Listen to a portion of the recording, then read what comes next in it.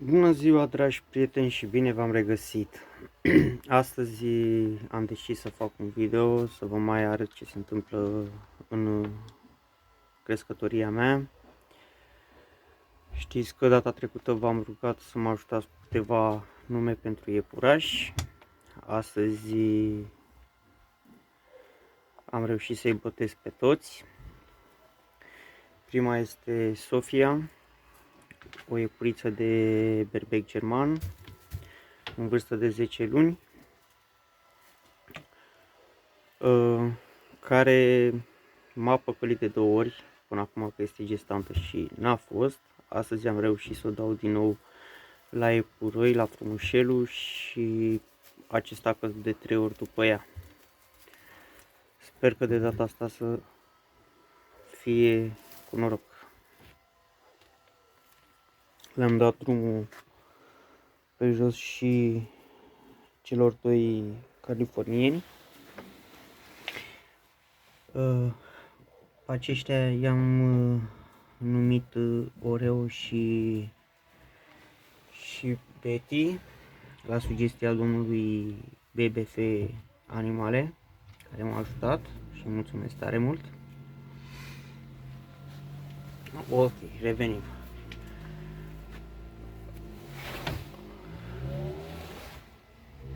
O femeluță cu mantă, foarte bună pe blană, cu minte.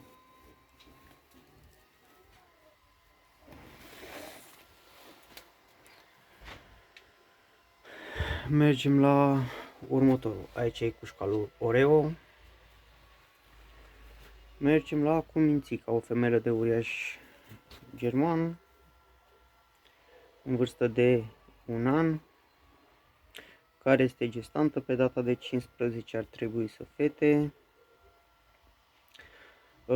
Dacă nu mă înșel, este la a doua fătare, ar trebui să fie la a doua fătare. Astăzi am reușit să le fac curat.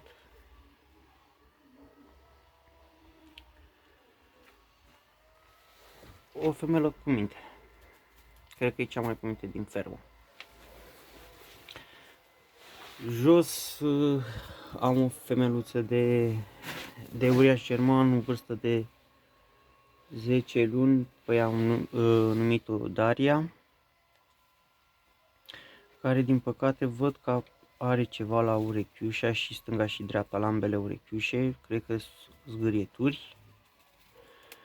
Aceasta este și a gestantă, ar trebui să fete pe data de 17.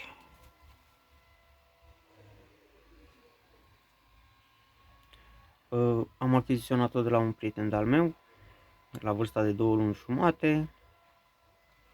S-a dezvoltat bine, este cu minte. Trecem la următoarea și Ciumpi. Ciumpi este o prietenă a fetiței mele și fetița a decis să o numească așa. O femeie gestantă, care pe data de 15 ar trebui să fete.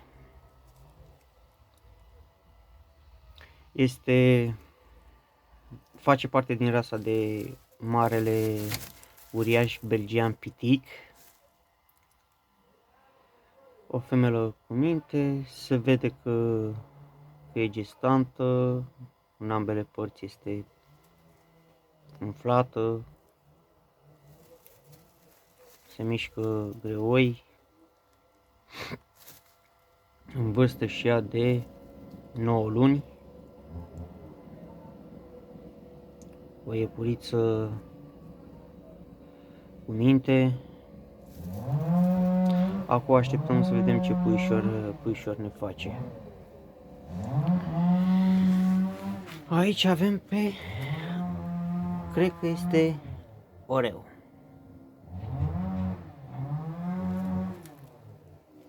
care e fericit că l-am lăsat pe afară, aleargă, se încură, se bagă peste tot. Să vedem diseară cum îl voi prinde.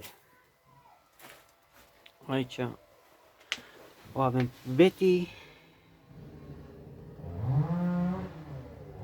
care este foarte curioasă. Femeluța mea de californian.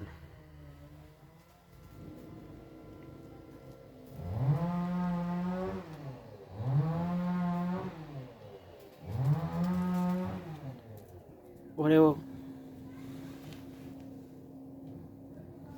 Bun, voi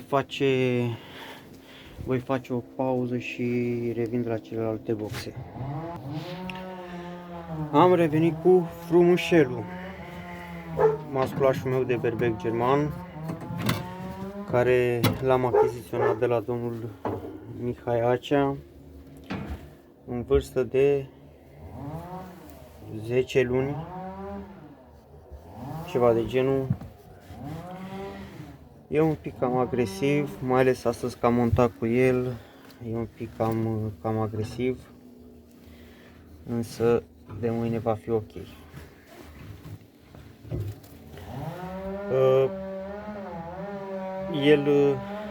El va fi matca mea și pentru anul viitor. Acesta va rămâne în crescătorie până va muri, pentru că cu el am început să cresc iepuri.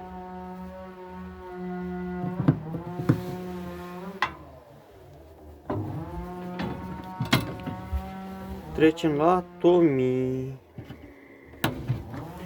Tommy, un mascul de uriaș german care vrea în permanență să iasă afară, dar nu-l voi lăsa pentru că se va certa cu frumușelul.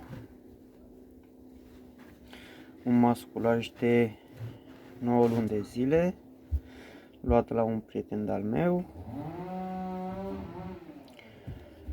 Îl am de la vârsta de 3 luni jumate. Am montat cu el cele două iepurițe de uriaș german și în câteva zile aștept să vină și puișori.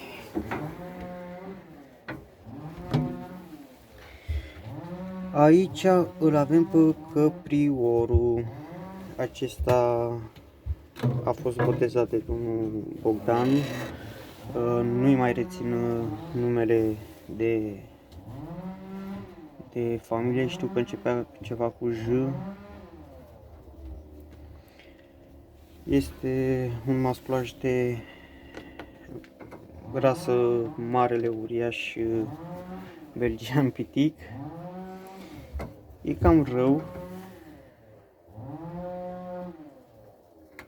și el are vârsta de 10 luni. În câteva zile o să devină și el tătic, pe data de 15. O avem pe Bella. E o iepuriță de hicol francez, o am de la domnul Mihai Acea. Acesta mi-a dat-o cadou. E în vârstă de 5 luni, 6 luni, ceva de genul.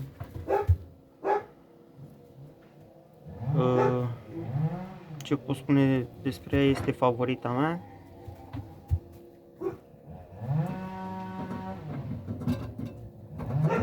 Aștept să achiziționez și un mascul pentru ea și aștept să-mi facă puișori.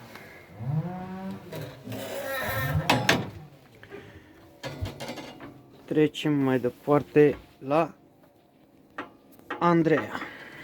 Andreea are o poveste un pic mai specială.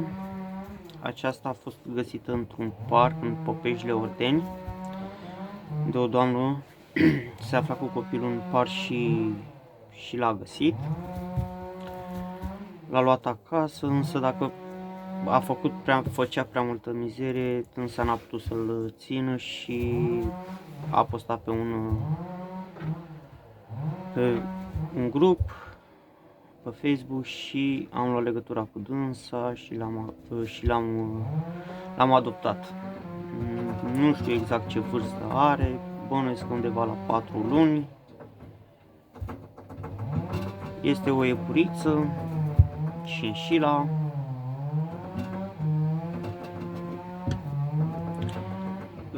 Încă se vede că e un pic traumatizată și cu timpul sper să o fac să prindă încredere în mine.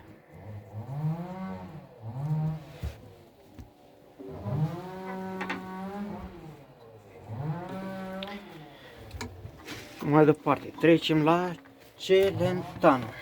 Celentano a ajuns la mine de la un verișor care l-a cumpărat. Bunica lui n-a fost de acord să-l țină în casă și așa a ajuns la mine. Momentan el e perechea lui Bella, iepurița mea de Haikol. Bănuiesc că are vârsta de 5 luni.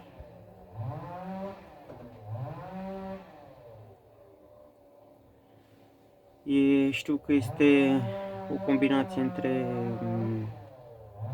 cap de leu și Haikol.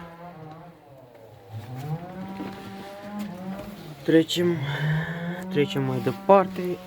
Avem o iepuriță comună. Aceasta în curând va pleca de la mine. Am luat legătura cu cineva și eu voi oferi dânsului. O iepuriță de, nu știu, 5 luni. Aceasta a ajuns la mine tot de la o rudă care a vrut să-l țină în casă, făcea mizerie și așa a ajuns la mine.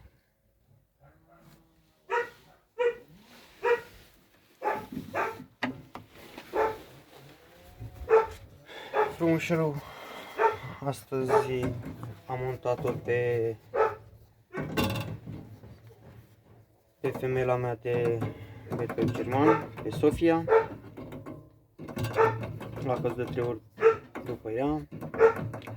Acum, ce să zic, Dumnezeu să mă ajute să fac iepurași cât mai mulți, pentru că vreau să mă axez pe rasa de berbec german. Acesta a fost video pe ziua de astăzi. O zi frumoasă vă doresc și să ne auzim cu bine.